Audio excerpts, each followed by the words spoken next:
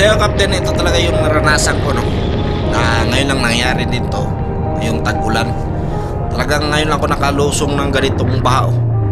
Grabe naman tong baha na to, parang sapa na. Dito lang to mga Captain, sa Saputi, no, Alabang. So marami naman siyang motor na dumadaan talaga. Ayan, oh, kung mapapansin nyo, nilulusong talaga, kumbaga sanay na sila dito. Ako kasi first time ko dito, kaya pinag-aralan ko muna kung talagang titirik yung motor natin. Yun nga, so sa awa ng Panginoon mga Captain, hindi naman tumirik, no. Yun, so grabe. At siyempre dito naman tayo sa kabila. Kala ko yun lang yun, pero ang haba pala. Yun, minikos-mikos lang natin, pero kaya naman. Pero yung tubig niya mga Captain, mabaho, kaya ingat-ingat lang din.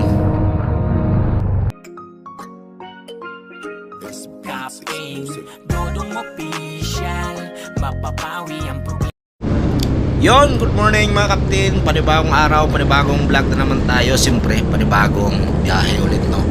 So, nasa lahat mga Captain, salamat sa Panginoon, no? So, lagi tayo magdasal pag tayo ay pabiyahe.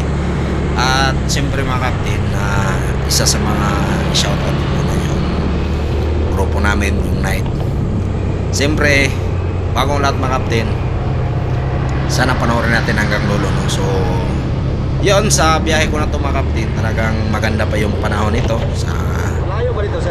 umaga na to. So dito lang ako mga Captain sa market, no. Ayan, market din mga Captain, no. So halos dito lang paikot-ikot yung biyahe natin. Galing tayong Quezon City, ayan, pupuntang Taguig, paikot-ikot lang tayo, no. Taguig, Makati, Taguig, Pasig, Makati. Ayan. Dito lang tayo mga Captain sa BGC. At siyempre, hindi natin maiwasan makapunta ng ibang lugar katulad dito. Punta tayo sa Ortigas. Ayan, so pupunta ng ito mga Captain, Ortigas. Ayan, ito yung pinakamahabang tulay sa Ortigas.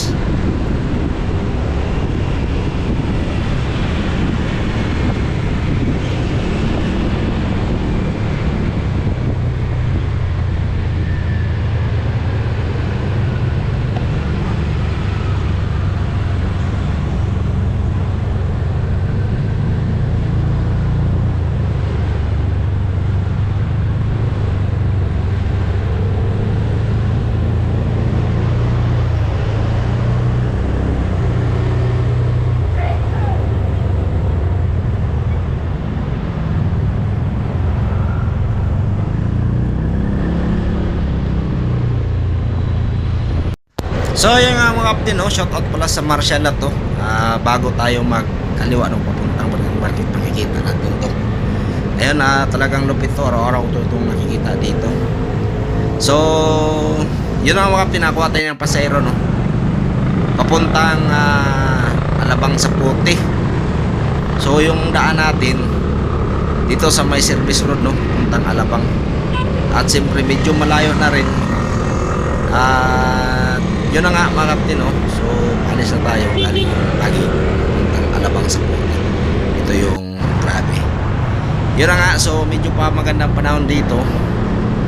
Dito no mga Captain sa Alabang Saputi, no, sa mag-U-turn papuntang Laguna, Santa Rosa, Laguna. So yung time na to mga Captain, kailangan ko talagang medyo bilisan ng konti dahil umulan. So yun na nga, umulan na talaga. Ang isang problema ko mga Captain, kasi uuwi pa ako ng Quezon City kasi may pasok kasi ako ng alas 12 ng tanghali, no, kasi itong mobile kasi mga Captain, part time ko lang to. So napansin nyo, kahit umulan nilusong ko na, baka kasi malit ako sa trabaho, eh. Yun na, inatid ko na si ma'am, hindi naman masilan kahit mabasa, okay lang. Pero may kaputi kaming dalawa parehas, may kaputi din. So yeah, kahit may kaputi mga Captain, talagang basa ka pa rin.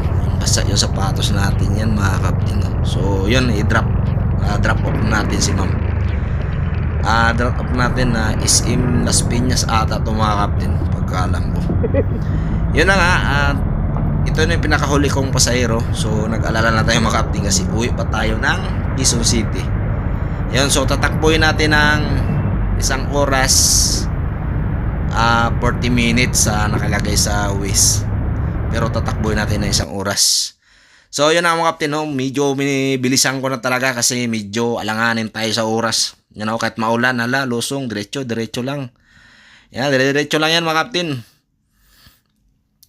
Kailangan talaga mabilisan mga kaptin, kunti, at siyempre, kunting ingat rin kasi madulas yung kalsada, no? So mag-ingat tayo mga paps. Sa ting mga nagbibiyahe, no? Huwag niyong gayahin talaga ako. Talagang sanay na ako sa ganito. So yun na nga, ito yung pinoproblema ko mga kaptin.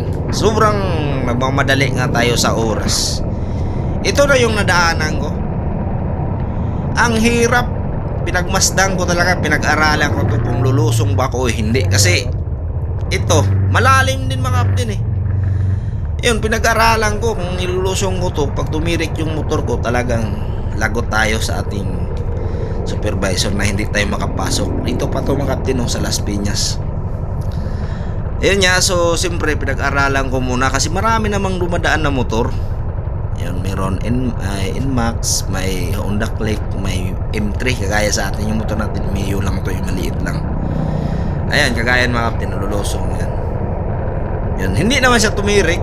Ayun, at yun, matagal ko itong pinag-isipan talaga mga kaptin.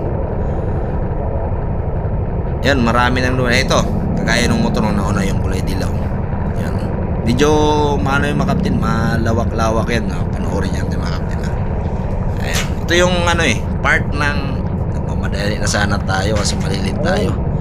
Kasi pagkaalam mo ito mga kaptin, ano na to yung oras na umalis tayo doon, mga 10:30, yan parang dagat malawak yan mga kaptin, nakala ko maiksi lang. Mga din 100 meters o 150 mga ganun. Pagdating dito medyo mababaw na.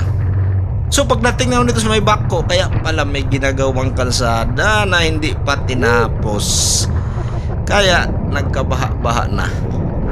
So kahit pa paano mga kaptin, sa awa ng Panginoon nakalampas tayo sa unang baha. Yung pangalawa mga kaptin, ito na naman. Grabe, akala ko makauwi ako ng maaga, pero wag ka mga kaptin, makauwi ako ng sakto sa oras nito pag makalampas lang ako ng kaptin. Simple talagang wag nyo talagang gagaya yung takbo natin, talagang 100 to 80 yung takbo natin dito mga kaptin. Yan yan, minikos-mikos yung baha mga kaptin. Sobrang talagang nag-alala na ako dito dahil grabe naman ang baha dito sa Las Piñas sa Puti.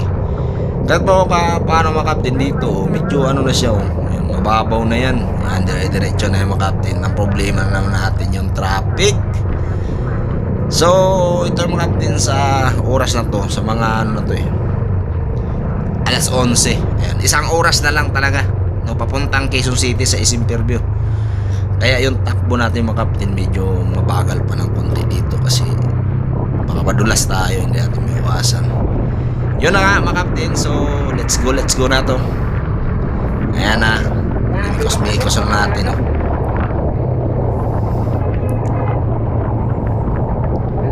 yun na mga kaptin, ito yung highway na dinaanan ko lagi. Talagang walang traffic dito. Ang tagos nito, service road ng Bikutan o Parañaque, parang ganon. Pero kalagitnaan to ng So yun ito pang problema natin.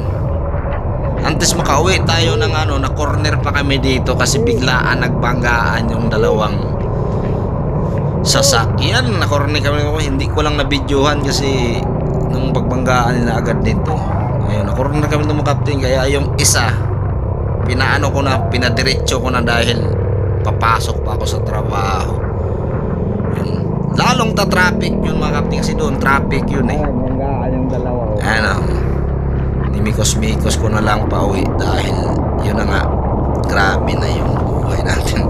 Yung grabe yung ulan pa rin. Ayan, lumusong yung isang NMAX. Ang bilis pa naman takbo niya ng mga kaptin, akala niya mababaw. Tawang-tawa si kuya Ayan, so yun, palabasan to ng service road mga kaptin sa may gitna siya ng Taguig, tapos ay Santa Cruz nito sa may service road papuntang Rotonda Pasay. Ay hindi, ayan. So dito tayo mga kaptin sa stoplight. Ito yung sinabi ko mga kaptin, service road. Siyempre kakaliwa tayo dyan. Yan, yung nakita nyo sa pakanan papuntang sa Puti, Alabang yun. Yun, Bikutan ata to, service road eh. Tapos yung pakaliwa, papuntang ano to, Taguig, Pasay yun. Puntang Idsa yan. Diretso yun. So, yun na nga mga kaptin. At diretso pa rin tayo, no. So, bali nandito tayo ngayon sa ano na, service road na. Yun, papuntang ano na to, yung Welcome Rotunda sa may Inlex ba yun bago mag-ilalim. Yun na, so kailangan talaga dito konting ingat. Ayan, dito ko yung motor na muntik na sana tayo. Yan si kuya, kaya businang busina yung isa kaya pala siya pala mali yung akala namin diretso, mag right turn pala nakago. Muntika na kami doon, buti na lang alis daw tayo lagi sa kalsada. So siyempre mga kaptin, dito tayo dadaan ngayon sa Luton papuntang Quezon City. Dadaan tayo ng C5. Ayan. Ito yung first stoplight dyan ng Luton. Yung pakaliwa niyan papuntang Itza. Ayan, yung diretso to Taguig to, McKinley. Ayan. Ito yung sikreto ng daanan mo kaptin, at papunta tayo ng Pasay. Ayan, ito yung pinakamabilis na daan dito. Itong Luton, tagos niyan stoplight ng McKinley sa may C. Garcia. Ayan. Ayan, pababa na tayo ng C5 yung mga kaptin. Ayan. Yun, so magano tayo yan, left turn. Ayan. Ayan, so yan, at maraming salamat sa ating mga kaptin, no? Thank you very much. Kahit paano mga kaptin, nakauwi pa rin tayo ng ligtas, no, sa Quezon City. At nakapasok na rin ako ng maaga din. Hindi rin naman ako na late mga kaptin. Mga 1 minute lang yung late natin. Hindi naman kalakihan, pero salamat pa rin sa Panginoon mga kaptin. Kahit pa paano, no, maulan man mainit, nandyan pa rin siya sa atin. Kaya tips ko lang bago magbiyahe, no, magdasal kayo, pasalamat sa Panginoon bago magbiyahe. Yun nga, at bagong lahat, shout out sa ating mga kababayan na mga riders na bumabiyahe araw-araw, mag-eat, Angkas, Joyride. Siyempre, shout out sa aking mga kapatid na dito sa Maynila. Ayan. Yun, sa mga Sword family, shout out sa mga viewers, at siyempre sa mga lating kaibigan. Yun lang mga kaptin, at God bless to all. Ingat kayo lagi.